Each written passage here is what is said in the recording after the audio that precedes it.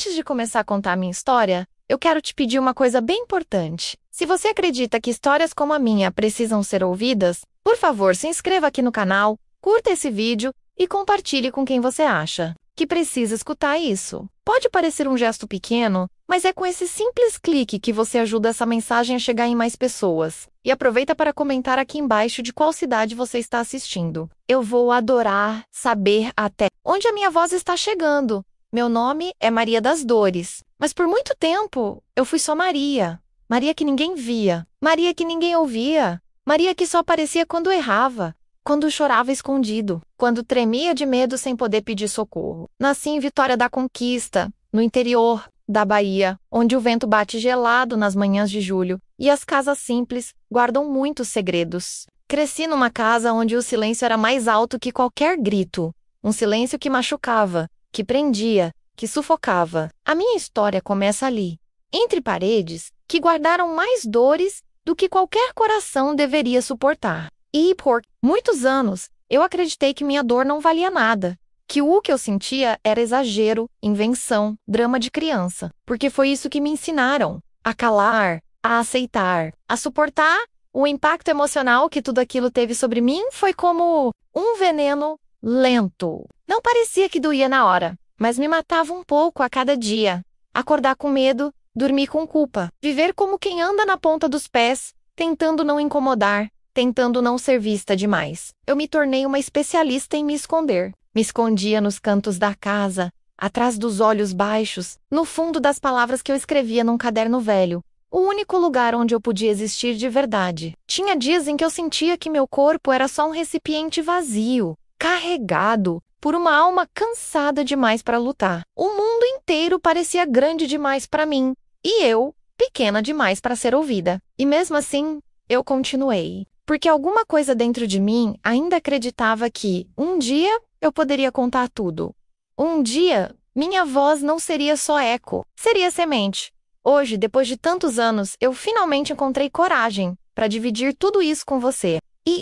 Conto minha história por vingança, nem por pena. Eu conto porque sei que tem muitas Marias por aí. Meninas, mulheres, senhoras que carregam no peito o mesmo silêncio pesado que eu carreguei. E se a minha voz puder alcançar uma delas, só uma já vai ter valido a pena. Porque cada vez que uma de nós fala, a gente quebra uma corrente. E se hoje eu posso contar essa história, é porque um dia eu comecei a escrever.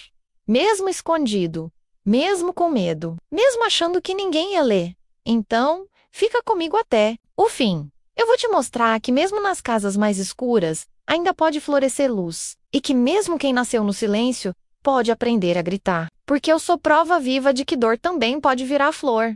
Eu estava com 11 anos, quando descobri que o silêncio pode ser mais ensurdecedor do que qualquer grito. Lembro daquela noite como se estivesse presa nela, como se meu corpo ainda estivesse encolhido debaixo da cama, com os joelhos pressionando o peito e o cobertor puxado até a cabeça. Numa tentativa desesperada de desaparecer, o colchão cheirava a mofo. E o chão frio colava nas minhas pernas suadas. Eu tremia. Cada passo dele pela casa era como ribombar de um trovão dentro do meu peito pequeno. A porta do quarto da minha mãe se abriu com violência. A madeira rangeu como se estivesse chorando. E então veio o som que mais me feria. O choro abafado da minha mãe. Era um soluço contido, sufocado, de quem já chorava há tanto tempo que havia aprendido a fazer isso em silêncio. Fechei os olhos, apertei os ouvidos com as mãos e rezei baixinho, sem nem saber direito para quem. Que aquilo acabasse logo, que ela não gritasse, que ele não gritasse, que ninguém gritasse, mas ele sempre gritava. Cala a boca, mulher inútil! Ele rugiu, e o som da palmada veio logo depois. Eu sabia distinguir os tipos de barulho. Sabia quando era um tapa no rosto, um soco nas costelas, ou quando ele empurrava ela contra a parede. Aos ons a nose. Eu conhecia os sons da violência como se fossem parte da minha rotina, como se fossem a trilha sonora da minha infância. E eu mordia os lábios para não chorar alto, porque tinha medo que ele ouvisse. Porque se ele ouvisse, ele podia vir atrás de mim. E eu sabia o que acontecia quando ele vinha atrás de mim. Depois de um tempo, tudo ficava quieto. Silêncio de novo. Mas não era paz. Era só o intervalo entre uma dor e outra. Esperei um pouco, ouvindo meus próprios batimentos dentro da cabeça, até ter certeza de que ele tinha ido dormir. A luz do quarto da minha mãe ainda estava acesa, e eu a vi pela fresta da porta. Ela sentada na beira da cama, olhando para o chão, com os cabelos despenteados cobrindo metade do rosto. Ela não chorava mais, só ficava ali, imóvel, como se o corpo dela tivesse sido esvaziado de tudo. Nem me viu quando eu corri até a cozinha, descalça, e peguei o meu caderno escondido embaixo da gaveta de panelas. Voltei para o quarto e me enfiei debaixo das cobertas, sentada, com uma lanterna pequena, entre as pernas. Escrevi. Hoje ele bateu na mamãe de novo. Eu não consigo fazer nada. Só escuto. Eu sou covarde? Ou só sou criança? A caneta falhava às vezes porque eu escrevia com tanta força que o papel rasgava. Mas eu precisava escrever. Era a única forma que eu tinha de falar. A escola era o único lugar onde eu sentia que talvez alguém pudesse perceber. Tinha professora, Dona Elsa, que sempre me olhava com um certo cuidado. Uma vez ela me chamou na sala dos professores e perguntou: "Tá tudo bem em casa, Maria?" E eu queria tanto dizer não, eu queria gritar, chorar, abraçar ela e contar tudo. Mas eu só olhei para o chão e disse sim. Porque se eu dissesse não, ele podia descobrir. Ele sempre descobria. Ela suspirou, fez um carinho no meu cabelo e me deu um chocolate. Eu sorri, agradeci e voltei para a sala com um nó no peito. A verdade era que ninguém me ouvia. Ninguém me via. Eu existia só quando ele queria. Só quando ele mandava. E quando ele mandava, eu tinha que obedecer. Mesmo eu doía. Mesmo quando eu queria sumir. Naquela mesma noite depois do jantar, ele sempre exigia que a gente jantasse com ele, em silêncio, com a TV ligada em volume alto, para ele assistir o noticiário. Ele virou para mim e disse: "Vai pra cama cedo hoje. Amanhã quero você. Acordada antes das 6. Tô cansado dessa tua cara de preguiçosa." Eu não respondi, só balancei a cabeça. E minha mãe também não falou nada. Ela nem olhou para mim, porque ela sabia que, se tentasse me defender, podia ser pior. Quando terminei de lavar os pratos, fui pro quarto, mas não dormi. Fiquei sentada na cama, com um caderno no colo, escrevendo o que não podia dizer. Escrevi sobre o medo que me fazia encolher, sobre o cheiro do álcool que saía da boca dele, sobre as noites em que ele entrava no meu quarto e eu fingia estar dormindo, com o corpo duro como pedra, rezando para ele sair. Escrevi que queria fugir, mas não sabia para onde, nem como. Escrevi que às vezes eu pensava em morrer, mas que no fundo eu só queria viver diferente. Na última linha daquela noite escrevi: "Um dia eu vou contar tudo. E quando eu contar, minha voz vai ser forte, vai ser alta, vai ser ouvida." Depois fechei o caderno, abracei ele contra o peito, apaguei a lanterna e me deitei. Lá fora, o silêncio da casa me envolvia como um lençol gelado, mas dentro de mim, algo tinha mudado. Eu ainda era uma menina de 11 anos, com medo do escuro e de um homem que me destruía aos poucos. Mas agora, eu tinha um segredo. Um grito escondido em páginas. E isso me dava esperança. Porque talvez, só talvez, menos algum dia, alguém me escutasse. Naquela manhã, acordei antes do sol. O relógio nem tinha despertado, mas meus olhos se abriram sozinhos. Como se o corpo já soubesse que o dia não prometia nada de bom. O chão ainda estava gelado quando encostei os pés descalços. E o cheiro de café queimado vinha da cozinha. O que era estranho, porque minha mãe nunca deixava passar do ponto. Caminhei devagar até a porta e fiquei parada só observando. Ela estava de costas, segurando a chaleira como se fosse algo muito mais pesado do que era. Os ombros dela estavam caídos, e uma mecha de cabelo escondia parte do rosto. Mas eu vi o roxo, na bochecha esquerda, perto do orro. Era talvez da noite passada, ou talvez de antes. Com o tempo, a gente perdia a noção de quantos machucados eram novos e quantos estavam apenas voltando a doer. Eu não falei nada. Só encostei na beirada da parede e fiquei ali querendo desaparecer. Ela deve ter sentido minha presença porque virou devagar e tentou sorrir. Mas foi um sorriso daqueles tristes, falsos, que a gente aprende a dar quando precisa fingir que tá tudo bem. "Bom dia, minha filha", ela disse baixinho, com a voz rouca. "Bom dia, mãe", eu respondi, sem saber se devia perguntar ou não. Então me sentei à mesa, e ela trouxe um pedaço de pão, metade duro, mas eu comi sem reclamar. Meu pai ainda dormia, o que significava que aquele era o único momento seguro do dia. Quando ele acordava, tudo mudava. O ar ficava pesado, o som da casa parecia diminuir para não irritar ele. Até os pássaros do quintal pareciam se calar, mas enquanto ele dormia, minha mãe e eu tentávamos fingir que éramos mãe e filha. como qualquer outra. Ela passou a manteiga no pão com cuidado e colocou na minha frente, como se estivesse me oferecendo um tesouro. Comi em silêncio. E, perguntei, quase sussurrando. Foi ontem, não foi? Ela congelou por um segundo, mas continuou mexendo a xícara. O quê, filha? Ela respondeu, tentando manter a voz firme. Aquela marca no seu rosto? Insisti. Ela suspirou fundo, deixou a colher cair no pires com um barulho seco e disse: às vezes ele bebe demais. E quando bebe, não mede o que faz. Mas ele é seu pai. E ele já foi um bom homem, sabia? Eu queria perguntar quando exatamente isso tinha acontecido, porque eu não me lembrava de um único dia em que ele tivesse sido bom.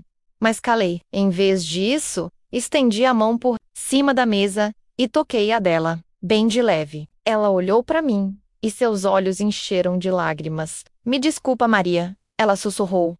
Eu não sou forte como você precisa. Eu devia proteger você, mas às vezes eu nem consigo proteger a mim mesma. Aquela frase ficou gravada em mim por... Meu Deus, eu era só uma menina. Mas naquele instante, percebi que minha mãe não era apenas minha mãe. Ela era uma mulher ferida, machucada, presa num ciclo que ela não sabia como quebrar. Ela era vítima como eu, e talvez isso a tornasse mais frágil ainda.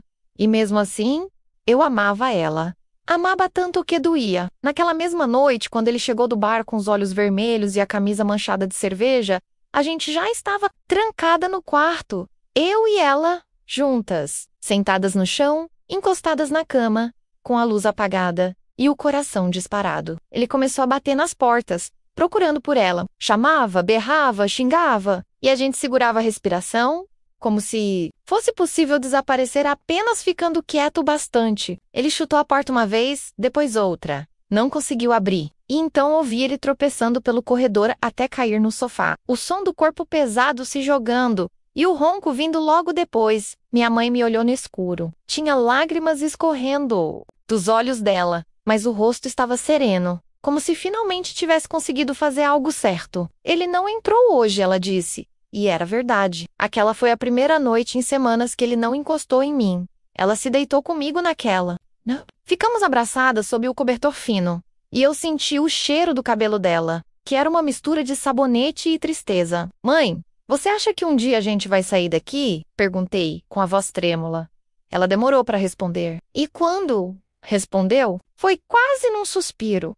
Eu não sei, filha. Às vezes eu sonho que sim, que a gente foge. Vai para um lugar com flores, com silêncio de verdade, com paz. Mas quando eu acordo, ele ainda está lá. E eu ainda sou quem eu sou. Você é forte, mãe, eu disse, segurando a mão dela. Mais do que pensa. Ela beijou minha testa, apertou minha mão e respondeu.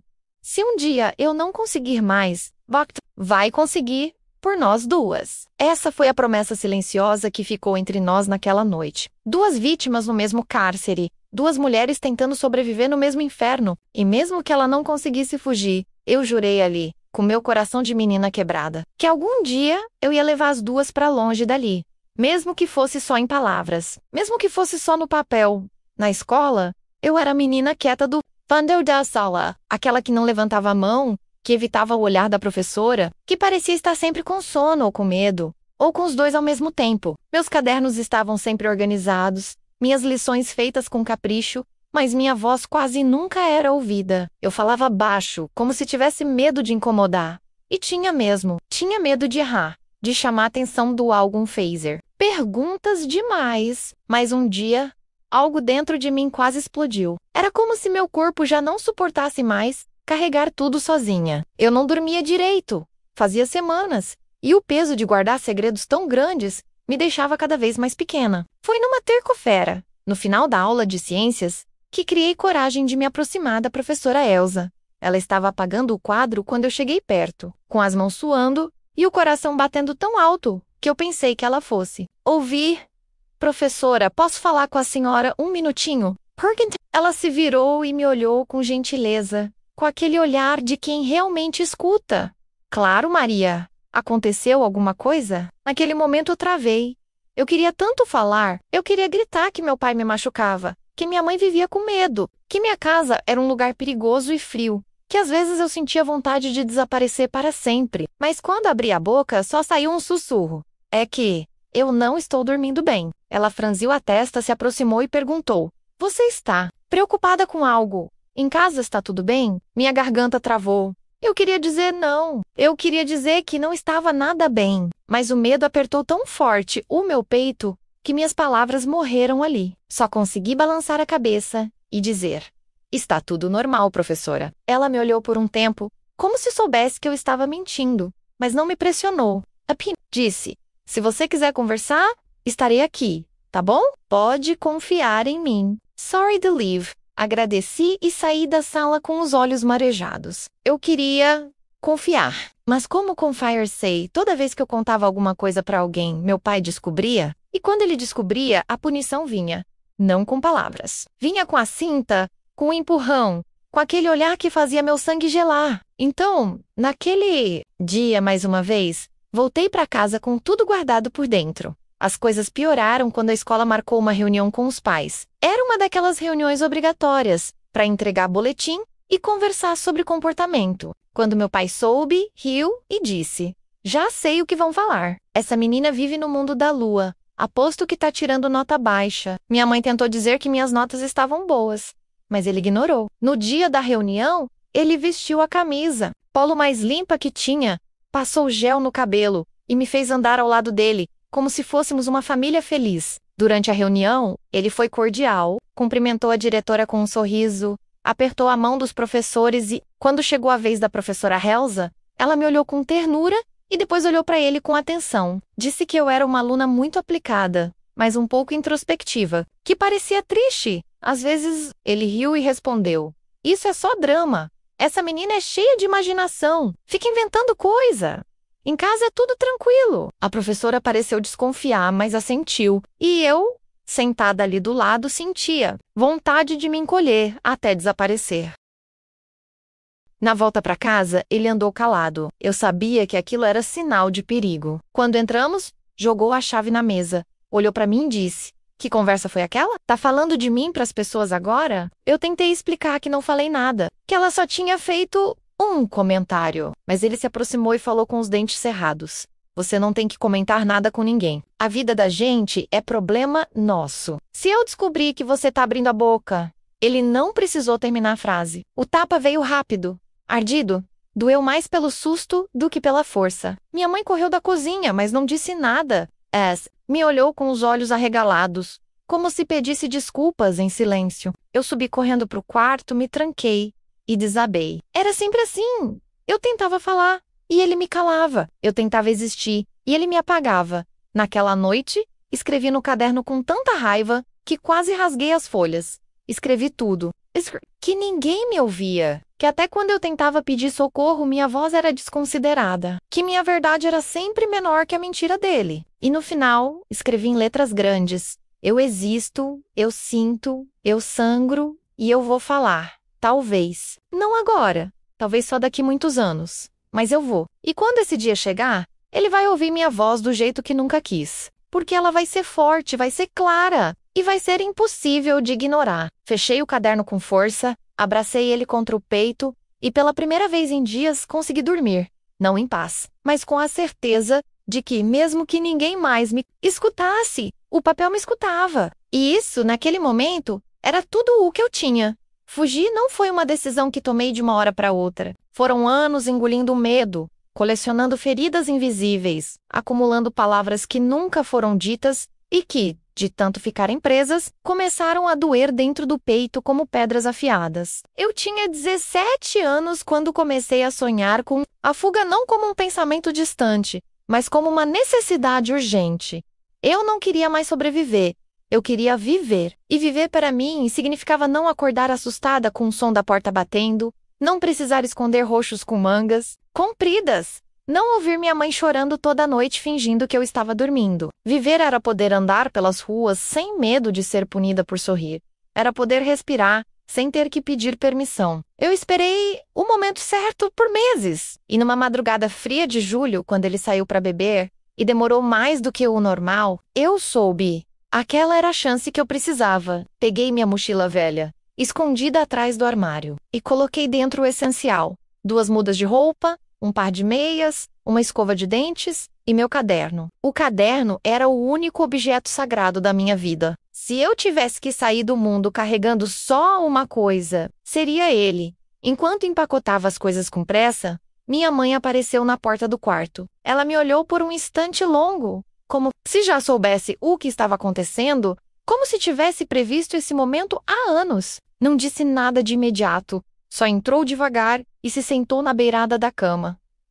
O silêncio entre nós era denso, quase cortante. Eu continuei guardando minhas coisas sem encorar lá, com medo de que, ao olhar para ela e o desistes, ela falou, com a voz baixa e trêmula. Você tem certeza? Eu respirei fundo, fechei o zíper da mochila e respondi.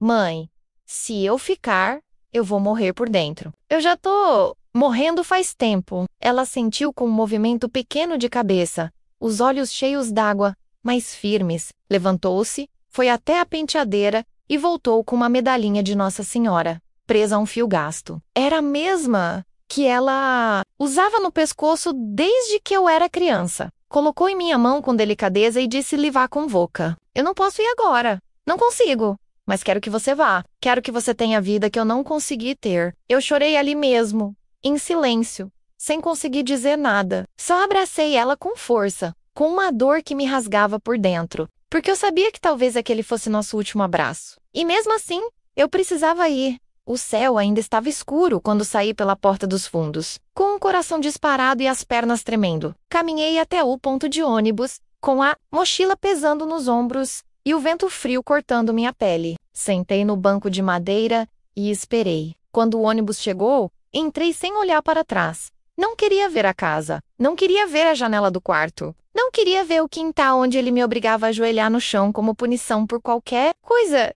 Eu só queria ir embora. Sentei na última poltrona e encostei a testa na janela. As luzes da rua passavam depressa, misturadas às lágrimas que desciam, sem controle, e o Tinha medo. Myrtle Meadow. Não sabia para onde estava indo, não tinha para quem ligar, não tinha nenhum dinheiro, além de umas moedas que juntei escondida. Mas, pela primeira vez, o medo não era maior do que a minha vontade de ser livre. Pela primeira vez, era eu quem escolhia para onde ir. Pela primeira vez, meu corpo estava em movimento por decisão minha. O ônibus seguiu viagem.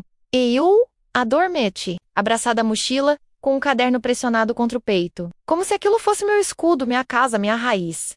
Cheguei numa cidade pequena, distante, onde ninguém me conhecia. Passei os primeiros dias em uma pensão simples, trabalhando em troca de hospedagem. Lavava chão, limpava banheiro, descascava legumes. Não reclamava. A sensação de poder andar por uma calçada sem o peso do olhar dele me vigiando era um tipo de felicidade nova, tímida, mas real. Aos poucos, comecei a construir uma rotina. Consegui um emprego como atendente em uma padaria. Dormia num quartinho minúsculo, mas era meu. E todas as noites, depois do trabalho, sentava na cama e escrevi. No começo, escrevi o passado, como se precisasse esvaziar meu coração antes de continuar. Depois, comecei a escrever o presente. E então, comecei a escrever o que queria do futuro. Era assim que eu me mantinha inteira. E quando a saudade da minha mãe apertava, eu abria o caderno e lia trechos em voz alta. Às vezes, lia a carta que deixei para ela naquela madrugada. A carta onde dizia: não é sua culpa. Eu te amo. Um dia, eu volto para te buscar. Não era uma fuga perfeita. Tinha medo, solidão, insegurança. Tinha noites em que eu chorava, até dormir, perguntando se tinha feito a coisa certa. Mas sempre que duvidava, lembrava da voz dele gritando, dos olhos da minha mãe pedindo perdão, do aperto no meu peito quando ele se aproximava. E então eu sabia. Aquilo não era só uma fuga, era um renascimento. Eu estava aprendendo a respirar de novo. E mesmo que o caminho ainda fosse longo, eu tinha dado o primeiro passo. E às vezes, tudo que a gente precisa para mudar a própria história é ter coragem de dar esse passo, mesmo tremendo, mesmo doendo, mesmo sozinha. E nunca mais fui a mesma. A cidade onde me instalei era pequena, com ruas estreitas e um ritmo que me lembrava o interior, mas sem os rostos familiares do passado. Eu era só mais uma entre tantas, e isso para mim era um alívio. Pelas vezes, o anonimato era um presente. Nos primeiros dias, Eu dormia num quarto apertado, no fundo de uma pensão, com cheiro de madeira velha e um colchão que rangia a cada movimento. A dona da pensão, Dona Torisa, era uma mulher dura, de voz alta e mãos calejadas, mas não fazia perguntas. Em troca de varrer os corredores e lavar a louça do café da manhã, ela me deixava ficar ali. O trabalho era simples, mecânico, mas isso me ajudava. Quando a cabeça começava a encher de lembranças, eu focava no som da vassoura no chão, no vapor da água quente batendo nos pratos, no cheiro do sabão. Às noites, comia qualquer coisa que sobrasse da cozinha e me trancava no quarto, onde escrevia por horas. O caderno já estava quase cheio. Cada linha era um pedaço do passado que eu precisava tirar de dentro de mim. Às vezes, eu escrevia até minha mão doer, como se estivesse tentando sangrar pela tinta, como se cada palavra fosse um jeito de sobreviver. Depois de 2 semanas, consegui um emprego fixo numa padaria. O dono, seu Geraldo, era um homem de meia idade, calvo, com um olhar desconfiado e um jeito seco de falar. Me contratou porque precisava de alguém para abrir a loja às 5 da manhã. E eu disse que não me importava com o horário. Ele olhou nos meus olhos por alguns segundos. Depois respondeu: "Não sou de papo. Trabalha certo. Fica. Faz besteira. Rua." Eu só balancei a cabeça. Disse que não ia decepcionar. Eu acordava às 4, caminhava até a padaria ainda no escuro, ligava as luzes Vario Show, organizava os pães, fazia o café. Quando os primeiros clientes entravam, eu já estava suada, mas sorrindo. E era um sorriso sincero, porque mesmo com todo o cansaço, aquele lugar não me causava medo. As pessoas passavam, me cumprimentavam, alguns perguntavam meu nome. E eu respondia com calma: "Maria." Só isso, só Maria. Sem sobrenome, sem passado. Isso bastava. Por um tempo, achei que as coisas estavam finalmente tomando um rumo. Eu estava ganhando meu próprio dinheiro, mesmo que pouco. Tinha um teto, comida e a paz de não ouvir os gritos do meu pai atravessando as paredes. Mas essa paz era frágil, como um vidro fino que, a qualquer momento, podia estilhaçar. Um dos clientes da padaria, um homem que devia ter uns 50 anos, começou a aparecer com mais frequência. No começo, parecia inofensivo. Fazia piadas bobas, me chamava de menina doce, deixava moedas como gorjeta. Eu sorria por educação. Mas com o tempo, ele começou a passar dos limites. Encostava no meu ombro quando não precisava. Pegava minha mão por mais tempo do que o necessário quando eu entregava o troco. Olhava meu corpo como se tivesse direito. Eu evitava, desviava, dava respostas curtas. Até que um dia, quando estava fechando a loja sozinha, ele voltou. Disse que esqueceu a carteira, que precisava entrar rapidinho. Eu disse que não podia, que a loja já estava fechada. Mas ele insistiu, deu um passo à frente, e algo dentro de mim acendeu como um alarme. Meu corpo inteiro congelou. Ele disse com um sorriso estranho: "Não precisa ter medo de mim. Você parece tão sozinha. Só quero conversar." E eu, com a voz firme como nunca antes, respondi: "Vá embora. Agora, se você dar mais um passo, eu grito." Ele parou. Me olhou por um instante, como se me analisasse, como se não esperasse aquilo de mim. Depois virou as costas e saiu sem dizer nada. Tranquei a porta com as mãos tremendo. Me encostei na parede, escorreguei até o chão e chorei. Chorei de raiva, de medo, de vergonha, mas acima de tudo, chorei porque percebi que ainda carregava o terror do passado dentro de mim. Que qualquer toque não consentido, qualquer gesto forçado, ainda me fazia voltar àquela casa, aquele quarto, aquele homem. Mesmo depois de tudo, o mundo ainda podia ser cruel. Mesmo longe dele, ainda existia perigo. E eu ainda era a mesma menina que lutava para se manter de pé. Naquela noite, escrevi no caderno até as palavras virarem manchas borradas de lágrimas. Escrevi sobre como me senti violada mesmo sem ser tocada. Sobre como a memória do que vivi fazia com que todo gesto suspeito parecesse ameaça real. Mas também escrevi sobre minha resposta, sobre como, pela primeira vez, eu tinha dito não. Tinha imposto um limite. E isso era força, isso era resistência. No dia seguinte, contei o ocorrido ao seu Geraldo. Ele me ouviu em silêncio, com os braços cruzados e o senho franzido.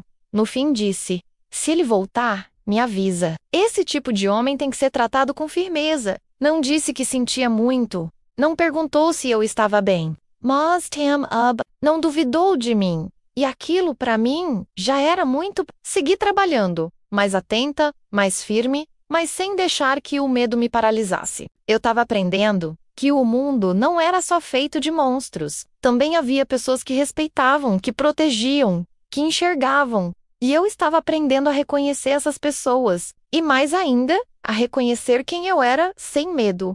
Uma sobrevivente, uma mulher em reconstrução, um corpo ferido, mas uma alma que escrevia para não se apagar. E enquanto eu escrevesse, enquanto minhas palavras existissem, eu nunca mais seria invisível. Aos 60 anos, eu já havia me acostumado com a vida simples e silenciosa que construí. Tinha uma rotina tranquila, costurava para fora, atendia clientes fiéis e morava sozinha em um pequeno sobrado nos fundos de um quintal, com um jardim que eu mesma cuidava. Havia algo de terapêutico em lidar com flores. Cavar a terra, podar, regar, observar o tempo da natureza. Aquilo me lembrava que, mesmo depois do frio mais rigoroso, a primavera sempre vinha. E embora meu corpo já sentisse o peso dos anos, havia em mim uma força que eu mesma só fui perceber com o tempo. À noite, depois de um banho quente e uma xícara de chá de erva doce, eu ainda escrevia. Meu caderno, ou melhor, os meus cadernos, agora eram muitos, uma pilha deles, encapados,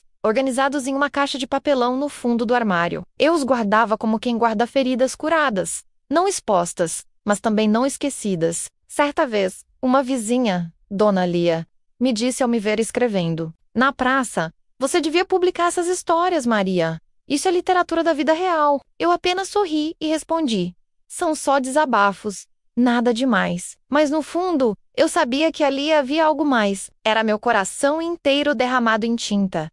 Foi em uma manhã de setembro que o telefone tocou com um número desconhecido. Atendi com cautela, como sempre fazia. E do outro lado, uma voz formal anunciou: "Dona Maria das Dores, aqui é do cartório da cidade de origem da senhora. Estamos entrando em contato porque houve um registro de falecimento do senhor Osvaldo das Dores, pai da senhora." Meu coração gelou. A respiração parou por um segundo. Eu não ouvia aquele nome há décadas. Eu não falava aquele nome em voz alta desde que saí de casa, fugindo como quem corre de um incêndio. "Ele morreu?" perguntei.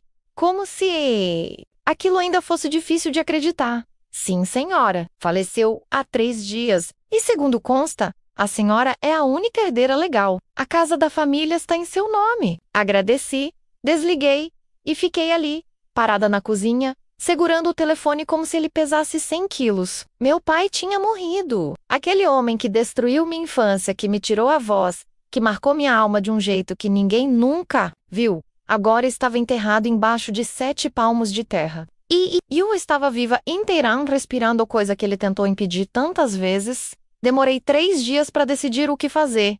Pensei em recusar tudo, em deixar aquela casa se desfazer sozinha, como uma ruína que o tempo devoraria. Mas havia algo em mim, algo que talvez fosse coragem ou raiva, ou até compaixão, que me dizia: "Volta lá, enfrenta, não por ele, mas por você, por sua mãe, por quem você foi." E então fui. Peguei um ônibus, como naquela primeira vez, mas agora com a coluna ereta, o rosto erguido e uma mala pequena. Ao chegar à cidade, tudo parecia menor do que eu lembrava. As ruas, as casas, os rostos, o tempo tinha passado e levado com ele quase tudo, menos a dor que ainda habitava aquelas. Calcaras, quando parei em frente à antiga casa da minha infância, senti um arrepio. A fachada estava desgastada, o portão enferrujado, o jardim tomado pelo mato alto, mas ali ainda estava ela, a casa onde eu fui prisioneira por tantos anos. Entrei, abrindo as janelas uma a uma, como quem tenta arejar um passado pesado. O cheiro era de mofo e abandono. Andei pelos cômodos em silêncio. O quarto onde dormia ainda tinha marcas de pregos na parede. A cozinha ainda tinha o mesmo piso rachado. E o quarto da minha mãe? Aquele quarto era o mais difícil. Me ajoelhei no chão, fechei os olhos e deixei as lágrimas caírem. Foi como visitar um túmulo, mas sem flores, sem despedida. Nos dias seguintes, comecei a limpar o lugar, sozinha, um cômodo de cada vez. Não chamei ninguém, porque aquilo era um ritual que eu precisava cumprir com as minhas próprias mãos. Arranquei cortinas velhas, esfreguei azulejos, tirei o mato. Era como se cada balde de água jogado limpasse um pouco de mim também. Um dia, encontrei, em cima de um armário, um dos cintos antigos do meu pai. Segurei por um tempo. sem raiva, sem dor, e depois joguei no lixo sem cerimônia. No fundo da gaveta da cozinha, achei uma colher de pau lascada, aquela que ele usava para ameaçar. Joguei fora também. Eu não queria mais guardar nada dele, queria só transformar, e foi nesse desejo que nasceu a ideia. E se aquela casa, aquele lugar que foi o palco da minha dor, pudesse agora ser o cenário de cura para outras mulheres? E se eu abrisse ali um espaço onde vozes como a minha fossem ouvidas, onde nenhuma menina tivesse que escrever escondido num caderno? Porque poderia falar em voz alta sem medo? Naquela noite, escrevi num dos meus cadernos mais novos: a casa onde o silêncio me matou. Agora será a casa onde outras mulheres poderão gritar, onde a dor não será mais segredo, onde a memória será semente e não prisão. O caderno com as mãos firmes, com um coração batendo forte como o de quem acaba de nascer de novo. Eu sabia que seria difícil, que haveria críticas, olhares tortos, talvez até resistência da própria cidade, mas eu também sabia que a menina de 11 anos que se escondia debaixo da cama ainda vivia dentro de mim, e ela merecia justiça. Não vingança, justiça. Merecia ver o horror se transformar em flor. E foi ali, com os pés descalços no chão, da sala onde tantas vezes chorei escondida, que eu prometi: esse lugar agora será um lar de acolhimento, um jardim de renascimento, porque minha história não termina no trauma, ela começa na reconstrução. E assim, o que antes foi, começou a virar luz. Foi numa manhã clara de outubro que o portão enferrujado da antiga casa da minha infância se abriu para outras mulheres além de mim. Depois de semanas de reforma, de mãos calejadas e coração batendo ansioso, eu senti que o espaço, enfim, estava pronto. A casa não era perfeita, menos as paredes, ainda tinham algumas manchas do tempo.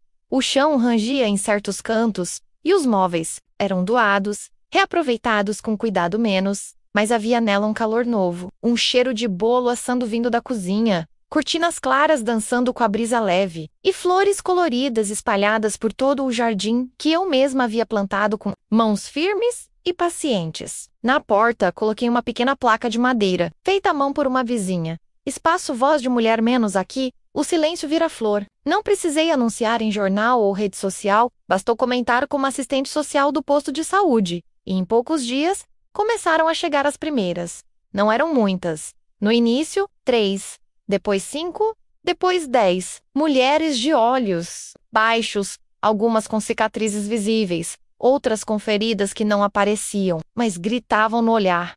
Naquela primeira roda de conversa, reunimos-nos na antiga sala de estar, onde eu tantas vezes havia me escondido do mundo. Sentamos em cadeiras encostadas umas às outras, numa roda apertada, mas acorridera.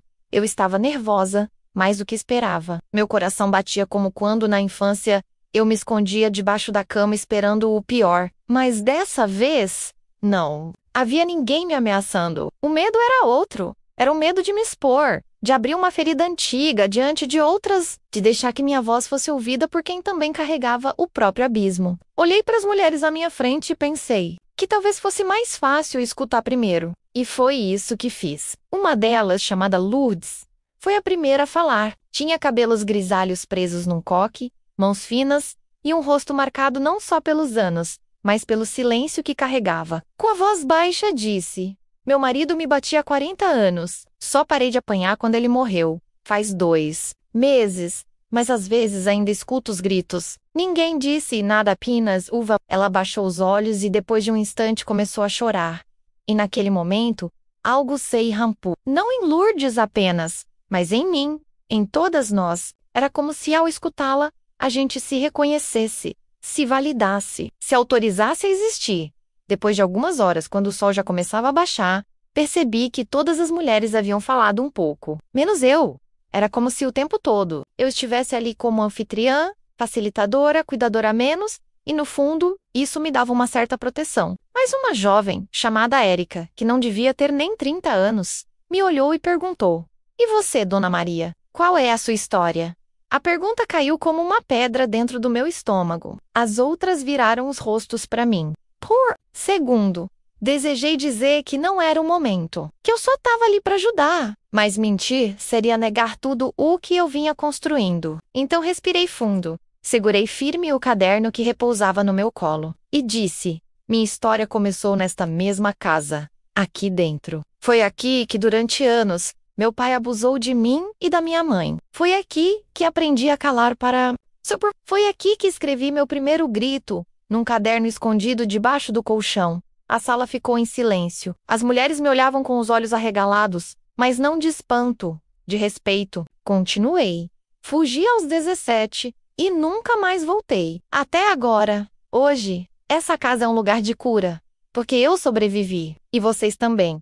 E juntas, a gente não só sobrevive, a gente floresce. Uma das mulheres, Ana Clara, se levantou, caminhou até mim e segurou minha mão. Ela tremia. Eu pensei que só comigo fosse assim, sussurrou. E foi ali que entendi, com uma clareza cortante, que minha dor não era só minha, que minha história, por mais única que fosse, ecoava em tantas outras vozes silenciadas. A partir daquele dia, os encontros passaram a acontecer toda semana. Algumas levavam café, outras levavam pão caseiro. Uma até levou um violão e tocou uma canção que compôs enquanto estava no abrigo. Ríamos, chorávamos, às vezes só ficávamos em silêncio. E aquele silêncio, tão diferente do que eu conhecia na infância, era um silêncio bom, um silêncio de escuta, de presença, de acolhimento. Eu comecei a ler trechos dos meus cadernos, em voz alta, como se fosse literatura. E eram relatos reais, escritos com a urgência de quem precisava se manter viva. Às vezes, após ouvir um trecho,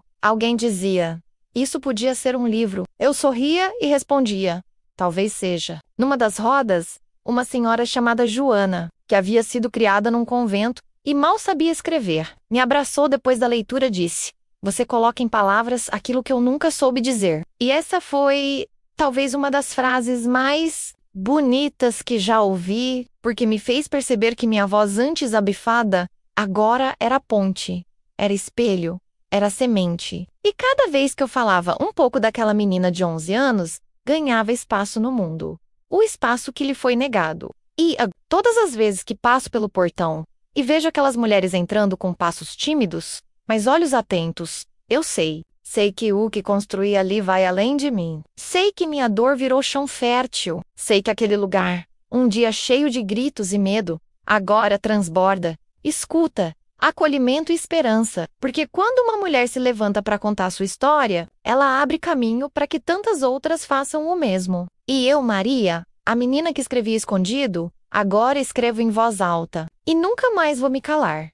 Comecei a reescrever meus cadernos numa tarde chuvosa, dessas em que o céu escurece cedo e a gente sente que o mundo desacelera, só para nos deixar respirar. O cheiro da chuva entrando pela janela misturava-se ao aroma do café fresco, e eu sentei diante da mesa com um caderno aberto à esquerda e uma folha em branco à direita. O computador estava ali, mas não era com ele que eu queria começar. Havia algo de sagrado no ato de escrever à mão, como se cada letra desenhada fosse um fio puxado diretamente do coração. Peguei uma caneta preta e olhei para aquela primeira página vazia, como quem encara um espelho. Respirei fundo e escrevi no topo, em letras grandes, a voz que ninguém ouvia. Não era mais só um título.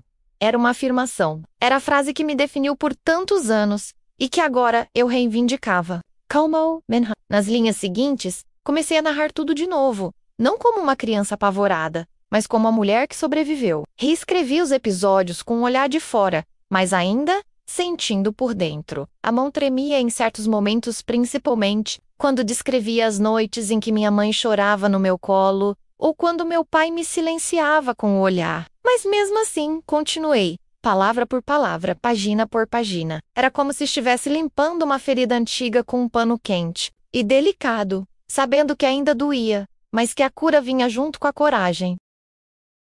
Nos encontros do grupo, comentei timidamente que estava reescrevendo tudo. Lourdes, a mais experiente entre nós, me olhou com seus olhos firmes e disse: se isso vai virar livro, Maria, você precisa escrever com a alma, porque quem lê com dor reconhece a verdade no detalhe. Aquilo ficou em mim como um conselho de mãe. Voltei para casa com essa frase na cabeça e recomecei algumas partes, detalhando mais, me permitindo sentir o que eu sentia na época, sem medo de parecer frágil. A escrita virou ritual. Eu acordava cedo, regava as plantas, tomava meu café e depois escrevia por horas. Às vezes, escrevia até a mão doer. Quando a luz da tarde invadia a sala com aquele tom dourado e quente, eu me permitia parar, fechar os olhos e apenas agradecer. Era como se finalmente eu estivesse dando àquela menina de 11 anos o espaço que ela nunca teve. Cada linha escrita era como uma mão estendida para ela dizendo: eu te vejo, eu te reconheço. E welcome, Sir Uvi. Foi Ana Clara, uma das mulheres do grupo, quem sugeriu que eu digitasse tudo. Maria, tem gente lá fora que precisa ler isso. Gente que talvez nunca vai entrar aqui, mas que pode te encontrar num livro. No começo, hesitei. E you know me, Escort me achava sobrevivente, costureira, mulher comum. Mas ela insistiu. As palavras têm poder. E as suas já mudaram a minha vida. Essas palavras me tocaram de um jeito diferente, porque não era mais só sobre mim. Era sobre todas nós. Era sobre as milhares de mulheres que vivem presas, em casas onde o silêncio grita mais alto que a televisão ligada. E então comecei a digitar. Com cuidado, com atenção, com dor e com alívio. Cada capítulo era um parto, mas também uma libertação. À medida que o texto tomava forma no computador, eu fui sentindo que a história deixava de ser segredo para virar testemunho. Quando terminei o último capítulo, era quase meia-noite. A casa estava em silêncio, só o som do ventilador girando. No teto! Eu olhei para a tela, li as últimas linhas em voz alta e chorei. Chorei como não chorava fazia tempo. Não era tristeza, era uma mistura de orgulho, alívio e paz. Salvei o arquivo, imprimi algumas cópias e levei ao grupo. Naquele dia, não houve roda de conversa. Houve leitura. Cada uma pegou um trecho. Algumas liam em voz alta, outras em silêncio, mas os olhos molhados entregavam que aquilo mexia com elas. Lourdes, depois de ler sua parte, levantou e disse: Maria, você escreveu o que a gente sente, o que a gente vive. Você transformou cicatriz em palavra. Isso é um ato de coragem. Fui para casa naquele dia com a certeza de que não podia guardar aquilo só para mim. Comecei a procurar por editoras independentes, escrevi cartas, mandei trechos, contei minha história sem floreio. Recebi algumas negativas, outras respostas vazias. Até que um dia, uma pequena editora voltada para publicações de mulheres me respondeu: seu texto é forte, real, necessário. Quermas. A primeira vez que vi meu livro impresso, foi como segurar um pedaço do meu próprio corpo, em papel. A capa era simples, branca, com letras firmes, e uma ilustração delicada de uma flor, nascendo de um caderno rasgado. O título, ali na frente, parecia gritar com elegância, a voz que ninguém ouvia. Peguei o livro nas mãos como quem segura um recém-nascido. Beijei a copa, agradeci em silêncio por não ter desistido. E soube, naquele instante, que algo novo havia começado. Não era fama que eu buscava, era alcance. Era possibilidade. Nos dias seguintes, entreguei exemplares em bibliotecas da região, em escolas públicas e também doei para casas de acolhimento de mulheres. Recebi cartas, e-mails, bilhetes anônimos. Uma moça escreveu: li sua história em 3 horas. Chorei, me lembrei da minha infância e pela primeira vez não me senti sozinha. Guardei esse bilhete na contracapa do meu próprio exemplar, porque era ali que ele devia ficar menos como lembrança de que cada palavra escrita com verdade encontra, um dia, o coração certo para florescer. E eu, que passei a vida sendo silenciada, agora tinha minha voz impressa, multiplicada, ecoando pelo mundo. A primeira vez que vi minha história exposta em uma vitrine de livraria, senti algo que nunca havia sentido antes: pertencimento. Não era mais aquela menina escondida debaixo da cama, nem a mulher silenciosa que atravessava os dias como quem pede licença para existir. Era a Tora. Era Bowles. Fiquei parada do outro lado da calçada, olhando meu nome impresso na capa, com as mãos suadas e os olhos marejados. O reflexo da vidraça me mostrou uma senhora de cabelos brancos e expressão emocionada. E por um instante me dei conta de que aquela mulher era eu e que eu havia sobrevivido. Caminhei até a porta como quem entra num lugar sagrado, sentindo o coração batendo forte no peito. Lá dentro, uma jovem atendente me reconheceu. Ela sorriu, com um brilho no olhar que me desarmou por completo, e disse: a senhora é a Maria, autora de A Voz que Ninguém Ouvia, não é? Eu li seu livro, Corrie Tanto. Parecia que estava lendo a história da minha mãe. Eu não soube o que dizer de imediato. Apenas sorri de volta e respondi com a voz embargada: é por ela que eu escrevi. As semanas seguintes Foram um turbilhão inesperado. A editora me ligou dizendo que o livro estava ganhando espaço em grupos de leitura, que escolas e coletivos femininos estavam usando meu texto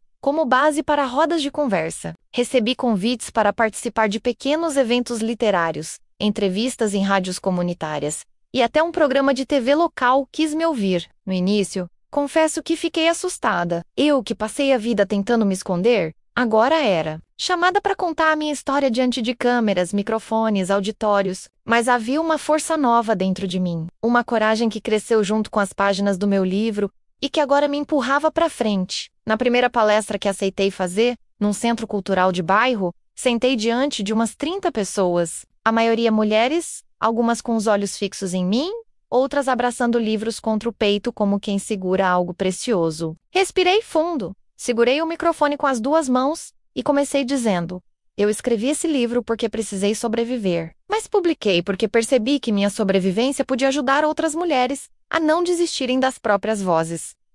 Meio da plateia, uma senhora me chamou a atenção. Ela estava sentada na penúltima fileira, com um lenço claro no pescoço, os olhos baixos e as mãos trêmulas. Havia algo nela que me parecia familiar, mas não consegui identificar de imediato. Continuei a palestra, contei trechos da minha história, li passagens do livro, e a cada palavra sentia que aquelas dores antigas antes escondidas agora estavam ganhando propósito. Quando terminei, fui aplaudida de pé. As pessoas vinham até mim com abraços, agradecimentos, histórias curtas contadas aos sussurros. E então, ela se aproximou, a mulher do lenço. Caminhava devagar, com os olhos cheios d'água. Parou diante de mim, tocou minha mão e disse: Maria, sou eu. Naquele momento, o chão desapareceu sob meus pés. Era minha mãe, envelhecida, mais frágil do que eu imaginava, mas viva, presente, diante de mim. Meu corpo inteiro estremeceu. Não consegui dizer nada. Apenas abracei ela como quem reencontra um pedaço perdido da própria alma. Ela chorava, e entre as lágrimas sussurrou: me perdoa, minha filha. Me perdoa por não ter te protegido. Eu passei todos esses anos com o peso disso nas costas. Eu a apertei nos braços com toda a força que meus anos de saudade permitiram. Respondi com a voz embargada: Mãe, eu nunca culpei a senhora.